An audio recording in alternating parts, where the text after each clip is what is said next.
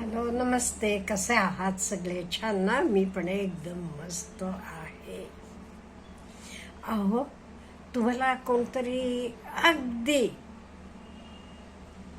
Easily फसवून गेलेला आहे का? हो. तर का असं होते? का आपण फसले जातो? ह्याच्याविषयी आजी बोलणार आहे. आपल्याला का म्हणजे आपली कारणं कळली तर आपण तर अवॉइड करू शकतो ना. परत आपण तसं फसलं जाणार नाही. त्यामुळे का आपण फसलं जातो म्हणजे आपण इमोशनल असतो, भावनात्मक असतो. आपल्याला कोणावरही अगदी दया येते लगेच. आणि आता समजलं नाही, मी तुम्हाला एक एक्झाम्पल सांगते. आमच्या एक ओळखीच्या कारखाना वगैरे आहे, खूप बडी पार्टी आहे ती. त्या बाई एक दिवस कोल्हापूरला जात होत्या ट्रेनमध्ये, काहीतरी कामानिमित्त मिरजेला काहीतरी आल्या होत्या. जाताना त्यांना एक बाई भेटली. ती म्हणाली, काम नाही आहे बघा, किती कठीण परिस्थिती आहे, जेवायला खायला नाही आहे, कोणी नाही आहे वगैरे. त्या बाईंना का नाही हे खूप तिच्यावर दया वाटली. हो. त्या म्हणाल्या, चालेल, मला कसंही एक हे पाहिजे, हां, तू माझ्याकडे ये कामाला म्हणाल्या.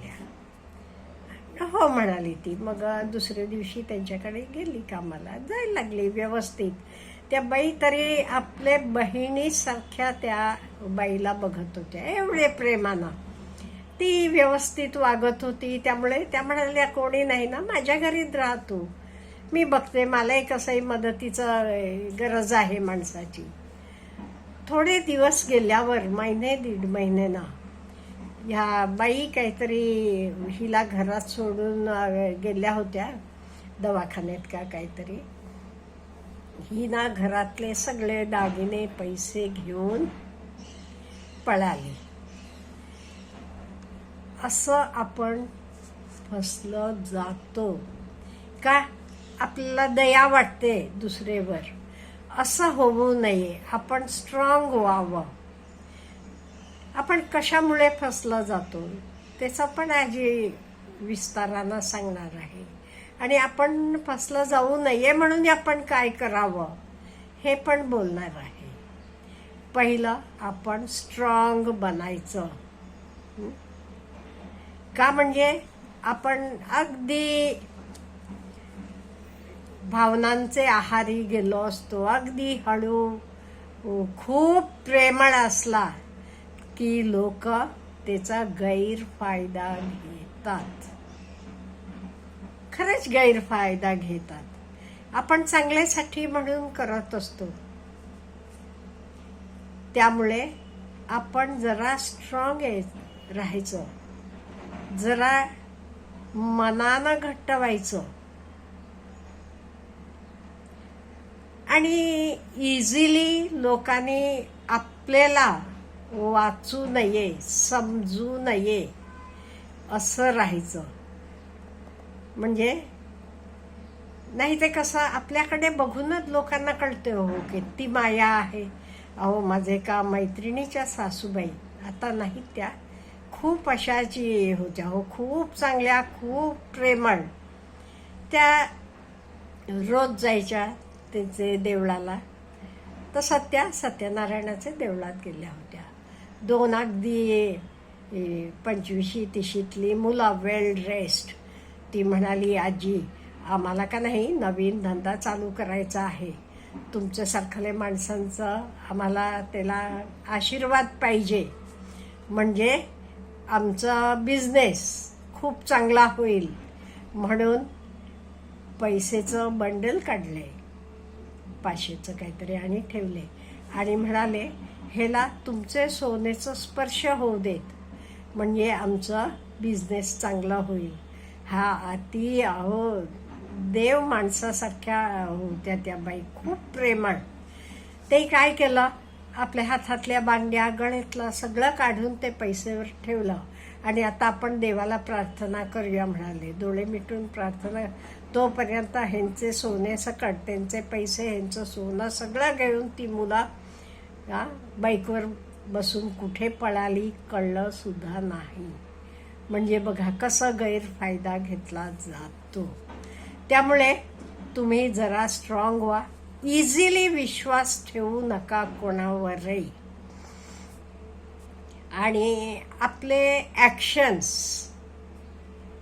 एक्सपोज करू नका. मी अमुक करणार तमुक करणार नाही, बिलकुल एक्सपोज करू नका. आणि कित्येक वेळेला लोक काय करतात माहिती का, दुसऱ्याची सिंपती मिळवण्यासाठी आपलं सर्व काही ओपनली सांगून टाकतात. नाही, असं करायचं नाही. आणि आपण आपल्याला कसं राहायचं आहे तसं राहायचं. दुसऱ्यासाठी अगदी मऊ पणा दाखवायचं का नाही. त्यामुळे जरा कमी बोलायचं का, म्हणजे जास्त बोललं की आपण आपल्याला सगळं एक्सपोज करत जातो, आपल्याला सांगत जातो आपलं. असं करायचं नाही. त्यामुळे गरजे एवढं बोलायचं. आणि आपल्याला कित्येक वेळा वाटते ही माणसं खूप चांगली आहेत, खूप लॉयल आहेत, किती चांगलं वागतात आपल्याशी. अहो कधीपर्यंत ते वागतात तुमच्याशी तसं? त्यांना तुमची गरज असते, तुमच्याकडनं फायदा करून घेऊ शकतात, तोपर्यंत तसं वागतात. एकदा तुमच्याकडनं त्यांना हवं असलेलं सगळं काढून घेऊन झालं, पैसा असू देत काही असेल, मग तुमची ओळख सुद्धा दाखवत नाहीत. आणि कितीतरी वेळेला तुमचे अगदी प्रेमळ, तुमचे मित्रासारखले वागणारी माणसं सुद्धा भयंकर डेंजरस असतात बघा. त्यांना संधी मिळाली का नाही ते तुम्हाला असं फसवतील, तुम्हाला कळणार सुद्धा नाही. त्यामुळे कोणावरही इझिली विश्वास द्यायचा नाही. समोरनं ते तुम्हाला शेक हँड देतील, किती तू छान आहे अमुक तमुक म्हणतील, पण तुम्हाला फसवून जातील. कितीतरी घेतले बोल मी अनुभवाचे सांगते बरं का. मी पण खूप फसली गेलेली आहे, त्यामुळे सांगते हे सगळं. आणि त्यामुळे हे जग का नाही खूप धोका देते. आपल्याला दिसते तसं नाहीये. एकदा सगळं घडून गेल्यावर आपल्या हातात काही उरत नाही, आपण नुसतं रडत बसतो कसं आपण असं फसलो गेलो म्हणून. त्यामुळे आपले इमोशन्सवर आपल्याला कंट्रोल पाहिजे, पेशन्स पाहिजे, कॉन्फिडन्स पाहिजे आणि शांत राहायचं, कमी बोलायचं, आपलं काही सांगत बसायचं नाही. पाहिजे ते दुसऱ्याचं समोरचं काढून घ्या काय म्हणतो तर, पण स्वतःचं काहीही सांगत बसू नका. तुमच्याकडे किती सोनं आहे, किती पैसे आहेत, कुठले बँकेत ठेवता तुम्ही, काय करता, बिलकुल कधी बोलायचं नाही. आणि हे बोललो आपण आणि इझिली आपल्याला वाटते हो किती जवळचा माझा मित्र तरी आहे.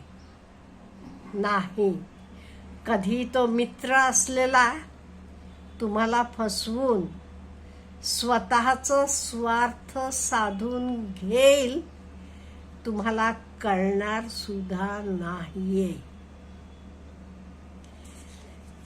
कित्येक वेळेला कसं होते, आपल्या घरी नेहमी काहीतरी विकायला येतात, आपण अगदी चांगलेपणानं त्यांना तहान लागली असली की पाणी देतो, काही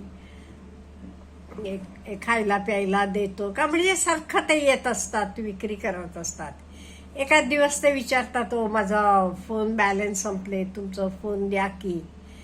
आणि आपण नेहमी येणारा माणूस ना म्हणून देतो, आणि तोपर्यंत त्यानं फोनवरनं काय केलेलं असतंय आपल्याला कळत नाहीये. तो निघून जातो. निघून गेल्यावर आपल्याला कळतंय आपले फोनमधलं बॅलन्स ऑलरेडी कमी झालेला आहे, एवढे पैसे गेलेले आहेत. असं घडते हल्ली. म्हणून सांगते, खूप चांगलं व्हायला जाऊ नका. लोक तुमचे गैरफायदा घेतील, तुम्हाला फसवतात. त्यामुळे जरा स्ट्रॉंग व्हा. नाही, आपल्याला कोणी चांगलं म्हणायला नको, हरकत नाहीये, पण आपण फसलं जाणार नाही ह्याची काळजी घ्या. Have a good day.